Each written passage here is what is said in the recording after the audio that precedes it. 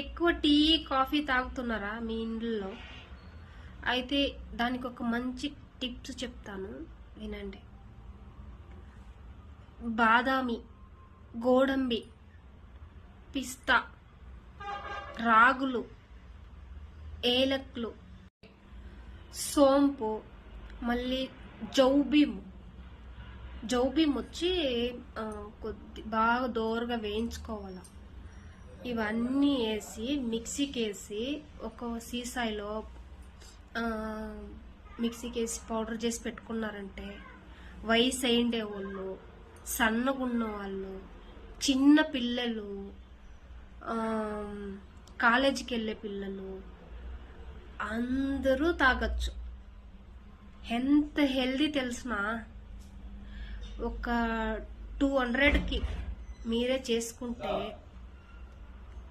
ఎంత హెల్దీ అంటే మీరే ఆలోచించండి. టీ ఆకు, కాఫీ పొడి అంటే ఎంత రేటు ఉంటుంది? అదే రేటే కదా పడుతుంది ఈ వస్తువులన్నీ. 100 గ్రామ్ అంటే ఇప్పుడు 10 దినాలు 15 దినాలకు ఒకసారి మనమే చేసుకుంటే ఎంత హెల్దీ. మైండ్తో ఆలోచించాలి. నచ్చితే మీరు ఫాలో చేయండి, ఓకేనా? బాయ్. సారీ మర్చిపోయా. ఇవన్నీ దోరగా వేయించుకోవాలి. అన్ని వస్తువులు వేయించుకొని పౌడర్ చేసి పెట్టుకోవాలి.